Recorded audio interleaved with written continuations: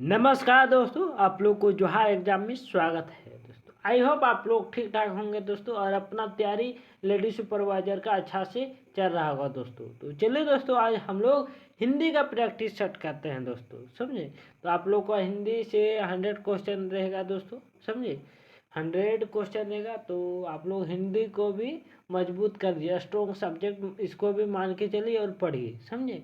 क्योंकि आप लोग का एग्जाम तय है कि होगा इलेक्शन के बाद। तो इसी चलिए हम दोस्तों हम लोग स्टार्ट करते हैं आज के लिए हिंदी का प्रैक्टिस सेट। तो देखिए, मालगाड़ी शब्द है ना, मालगाड़ी शब्द का समास विग्रह क्या होगा दोस्तों। तो आप लोग को पता होगा क्या होगा। मालगाड़ी के शब्द का समास विग्रह क्या होता है। माल के लिए गाड़ी, ये होता है मालगाड़ी का समास विग्रह। अब देखिए दूसरा क्वेश्चन में कमल नयन है। कौन है दोस्तों, कमल नयन। तो कमल नयन में कौन सा समास है। तो कमल नयन, नयन में कौन सा समास है दोस्तों। तो इसमें कौन सा समास है। तो इसमें बहुब्रीहि समास है दोस्तों। कमल नयन कौन सा समास है दोस्तों, ये हो जाएगा बहुब्रीहि समास है। नेक्स्ट,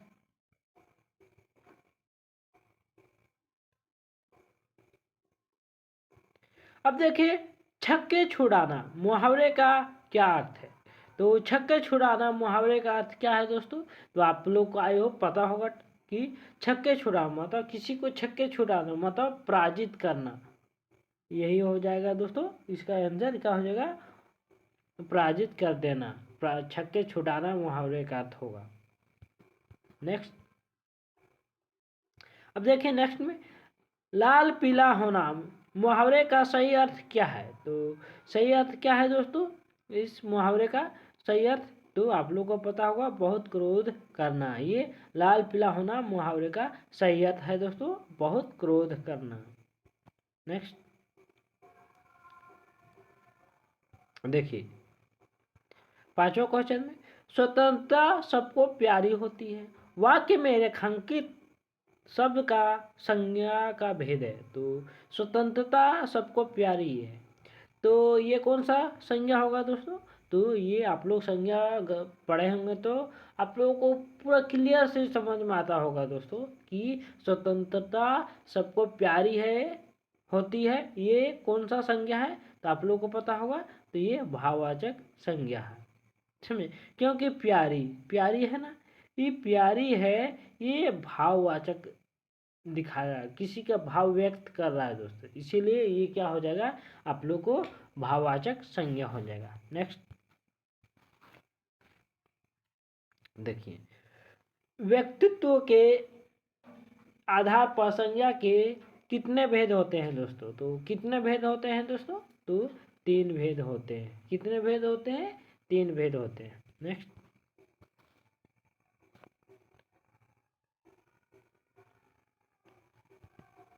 अब देखिए निम्न में सर्वनाम शब्द है। कौन, एक सर्वनाम शब्द है दोस्तों, कुछ है, पढ़ना है, भजन है, दान है। तो कौन सा एक सर्वनाम शब्द है दोस्तों, तो कुछ है। नेक्स्ट देखिए, उसने पत्र लिखा, रेखांकित शब्द का सर्वनाम भेद है दोस्तों। तो ये कौन सा सर्वनाम भेद है दोस्तों, तो आप लोग को पता होगा। तो ये आपको क्या हो जाएगा, ये पुरुषवाचक सर्वनाम है दोस्तों। नेक्स्ट, अब देखिए हिमालय से गंगा निकलती है, इस वाक्य में कौन सा कारक है दोस्तों। तो हिमालय से गंगा निकलती है, इस वाक्य में कौन सा कारक है दोस्तों। तो कौन सा कारक होगा, अपदान कारक है। कौन सा कारक है, अपदान है। नेक्स्ट, वह कार मेरी है, इस वाक्य में कौन सा कारक है दोस्तों। वह कार मेरी है, इस वाक्य में कौन सा कारक है दोस्तों। तो संप्रदान, करण, अधिकरण, संबंध। तो वह कार मेरी है, इस वाक्य में कौन सा कारक है दोस्तों। तो ये कौन सा है, संबंध है दोस्तों, संबंध कारक है दोस्तों। नेक्स्ट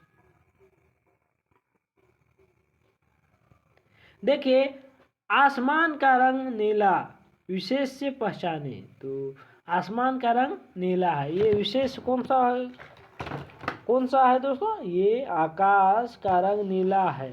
तो विशेष पहचान है, तो इसमें कौन सा होगा, आकाश है, नीला है, रंग है, या आसमान है। तो क्या हो जाएगा, कौन विशेष है दोस्तों, तो आसमान है। नेक्स्ट देखिए, विशेषण की विशेषता बताने वाला शब्द क्या कहलाता है, तो क्या कहलाता है दोस्तों, आप लोगों को पता होगा कि विशेषण की विशेषता बताने वाले शब्द को क्या कहलाता है, तो क्या कहलाता है, प्रविशेषण कहलाता है। क्या कहलाता है दोस्तों, प्रविशेषण कहलाता है। नेक्स्ट अब देखिए, खेलना खिलवाना कैसी क्रिया है दोस्तों, तो ये कैसी क्रिया है दोस्तों, खेलना खिलवाना कैसी क्रिया है, तो ये आप लोगों को पता होगा प्रेरणार्थक क्रिया है दोस्तों। क्या है, प्रेरणार्थक क्रिया। बच्चा अखबार पढ़ रहा है, यह किस प्रकार की वाक्य है दोस्तों, तो बच्चा अखबार पढ़ रहा है यह किस प्रकार की वाक्य है दोस्तों, तो ये किस प्रकार का वाक्य है, सकर्मक क्रिया है दोस्तों। क्या है, सकर्मक क्रिया।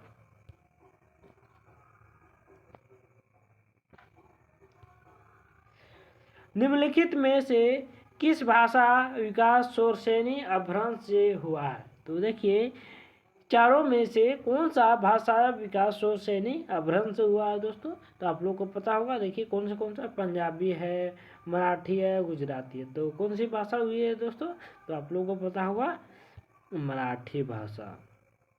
अब नेक्स्ट देखिए, कौन सी हिंदी की उपभाषा नहीं है, तो कौन सी हिंदी की उपभाषा नहीं है दोस्तों, कौन सी नहीं है, तो आप लोगों को पता होगा, तो ये मराठी। नेक्स्ट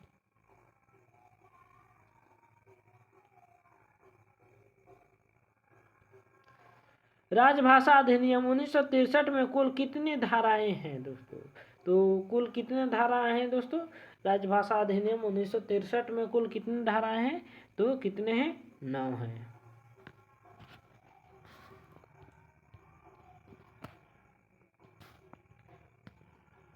संविधान के किस अनुच्छेद में देवनागरी लिपि में लिखित हिंदी को संघ की राजभाषा घोषित किया गया है दोस्तों, तो किस अनुच्छेद में दोस्तों, तो आप लोग को पता होगा 343 आर्टिकल में। नेक्स्ट देखिए, निम्नलिखित में कौन सा शब्द विदेशी नहीं है, तो कौन सा शब्द विदेशी नहीं है दोस्तों, तो पता होगा आप लोग को कान, ये विदेशी नहीं है, जबकि कमेटी, कमरा, कमर ये सब विदेशी भाषा है दोस्तों, विदेशी शब्द है। तो इसमें जो कान है, कान ये देशी शब्द है दोस्तों, देशी शब्द है, तो ये विदेशी भाषा नहीं होगा। अब देखिए, प्यासा का तत्सम रूप है, तो प्यासा का तत्सम रूप क्या है दोस्तों, तो प्यासा का प्यासा। नेक्स्ट अब देखिए, अपभ्रंश एवं ब्रज भाषा के योग से कौन सी भाषा बनती है दोस्तों, तो कौन सी भाषा बनती है दोस्तों, हट, पिंगल, डिंडल, अवधि, तो कौन सी भाषा बनती है दोस्तों, तो आप लोगों को पता होगा पिंगल भाषा बनती है। नेक्स्ट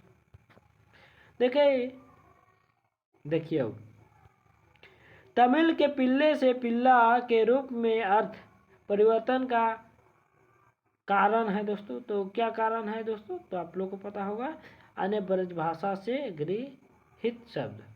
नेक्स्ट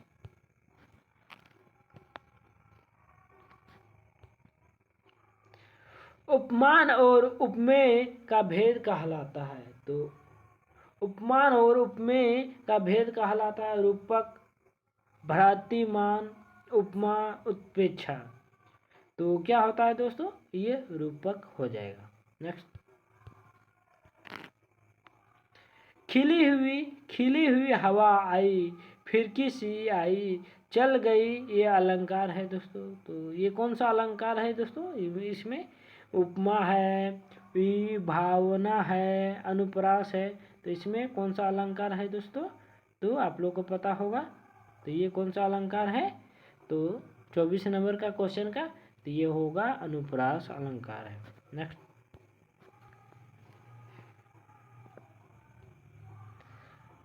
अभिव्यंजनवादी सिद्धांत के प्रवर्तक है, तो अभिव्यंजनवादी सिद्धांत के प्रवर्तक है, तो कौन है दोस्तों प्रवर्तक, तो आप लोगों को क्रोचे है दोस्तों। नेक्स्ट अर्नल्ड द्वारा प्रस्तुत अभिजात साहित्य के भेद है दोस्तों। तो क्या है? वास्तविक, संदिग्ध, मिथ्या, ये सभी। तो इसका राइट आंसर क्या होगा दोस्तों?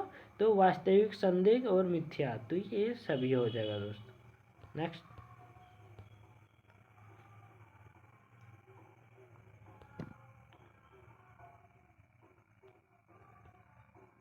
अधिसूचना प्रकाशित होती है तो किसी भी पत्रिका में, सरकारी गजट में, सामान्य पत्र के रूप में, किसी भी पत्रिका में तो अधिसूचना प्रकाशित होती है दोस्तों। तो ये कहाँ प्रकाशित होती है दोस्तों? ये अधिसूचना तो ये सरकारी गजट में प्रकाशित होती है। नेक्स्ट,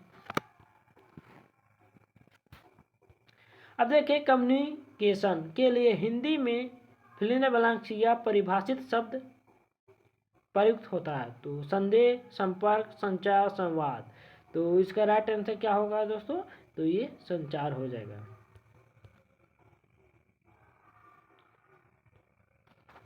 विद्यापति का जन्म मृत्यु का सही विकल्प चुनिए। तो विद्यापति का जन्म मृत्यु का सही विकल्प चुनना है दोस्तों। तो उनका जन्म कब हुआ था विद्यापति जी का? तो आप लोग को मालूम होगा 1380 से 1460 ईस्वी तक के बीच में विद्यापति जी का मृत्यु हुई थी। नेक्स्ट,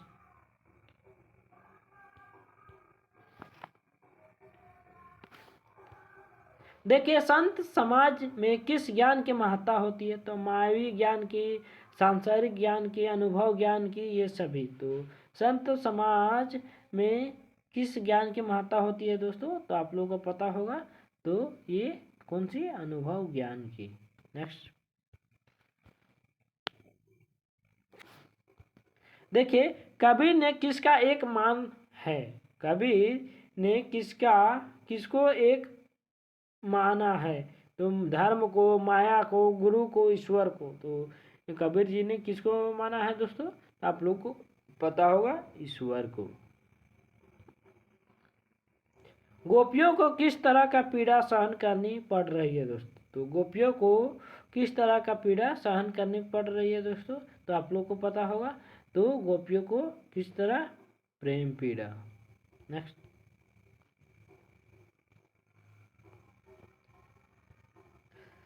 तुलसीदास हिंदी साहित्य को किस काल के कवि है? आधुनिक काल, रीतिकाल, आदिकाल, भक्तिकाल। तो तुलसीदास हिंदी साहित्य के किस काल के कवि हैं दोस्तों? आधुनिक काल, रीतिकाल, आदिकाल, भक्तिकाल। तो इसका राइट आंसर क्या हो जाएगा? भक्तिकाल हो जाएगा। नेक्स्ट, बिहारी की भाषा कौन सी है दोस्तों? तो बिहारी की भाषा कौन सी है दोस्तों? बिहारी, मानक भाषा, पूर्वांचली, मानक ब्रज भाषा। तो बिहारी की कोई भाषा कौन सी है दोस्तों? तो ये मानक भाषा।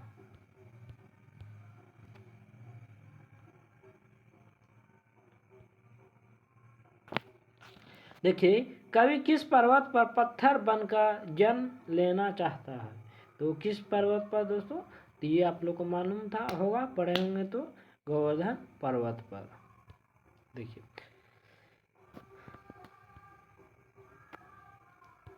अब देखिए राजा कीर्त सिंह के सम्मान में विद्यापति ने किस काव्य की रचना की है दोस्तों? तो किस काव्य की रचना की है दोस्तों? तो अवहट की रचना की है। नेक्स्ट, गुरुदेव को अंग में किसका वर्णन हुआ है दोस्तों? तो किसका हुआ है दोस्तों? तो आप लोग को मालूम होगा। तो गुरु महिमा का। नेक्स्ट,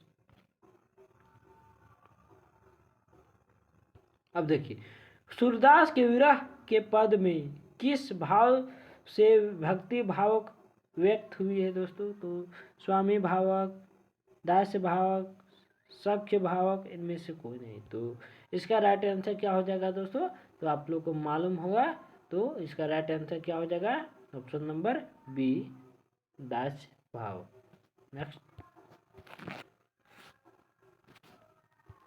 अब देखिए तुलसीदास की कौन सी कृति सर्वाधिक लोकप्रिय है दोस्तों? तो तुलसीदास जी की कौन सी कृति सर्वाधिक लोकप्रिय है दोस्तों? तो कौन सी कृति है? आप लोगों को मालूम होगा, रामचरितमानस।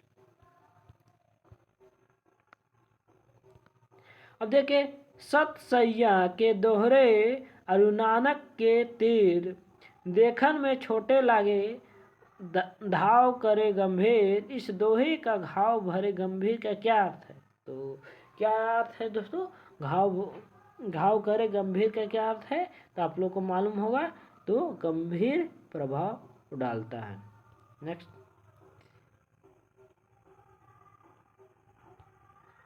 भूषण कैसे कवि थे? तो भूषण कैसे कवि थे दोस्तों? तो ये रीतिबंध आचार्य कवि थे। नेक्स्ट, निम्नलिखित में से क्या भ्रमर का परवाची है दोस्तों? तो क्या है दोस्तों इसका भ्रमर का परवाची शब्द? तो आप लोगों को मालूम होगा, तो क्या है दोस्तों?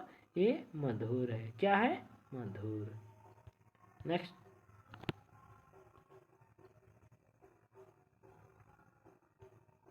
अब देखिए, हिंदी साहित्य में नव जागरण के अग्रदूत थे। तो कौन थे दोस्तों? हिंदी साहित्य में नव जागरण के अग्रदूत कौन थे? तो आप लोग को मालूम होगा, तो कौन थे? ये भारतेंदु हरिश्चंद्र जी थे। नेक्स्ट, अब देखिए, भारतेंदु जी की संपादित पहली पत्रिका कौन सी थी? तो कौन सी थी दोस्तों पहली? तो आप लोग को मालूम होगा, तो ये कौन सी थी? तो ये कवि सुधा थी। नेक्स्ट, अब देखिए, गुप्ता जी का जन्म कहाँ हुआ था? तो गुप्ता जी का जन्म कहाँ हुआ था? आप लोग को मालूम होगा, तो चेरगांव में एक गांव था, वहाँ जन्म हुआ था गुप्ता जी का। नेक्स्ट,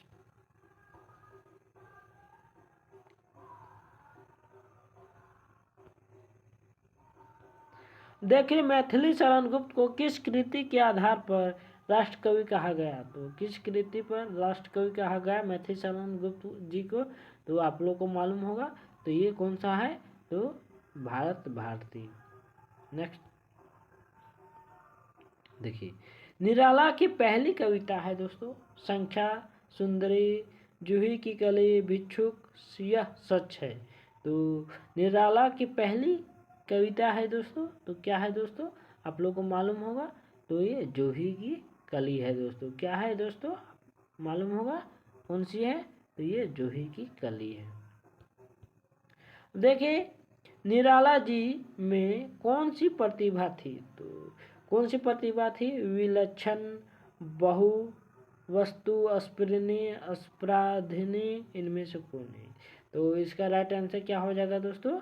ऑप्शन नंबर बी हो जाएगा। नेक्स्ट,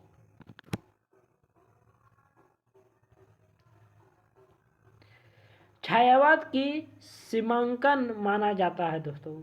तो छायावाद की सीमांकन माना जाता है दोस्तों। तो इसका राइट आंसर क्या हो जाएगा? आप लोग को मालूम होगा, तो ये हो जाएगा 1936 ईस्वी के बीच को ही छायावाद की सीमांकन माना जाता है दोस्तों। अब नेक्स्ट दोस्तों, आज के लिए ये लास्ट रहेगा क्वेश्चन दोस्तों। देखिए, इनमें से कौन सी कृति वाद की है दोस्तों? तो कौन सी है? गुंजन, ग्रंथि, वीणा, उपरोक्त सभी। तो इसका राइट आंसर क्या हो जाएगा दोस्तों? आप लोगों को मालूम होगा, तो ये कौन सा हो जाएगा?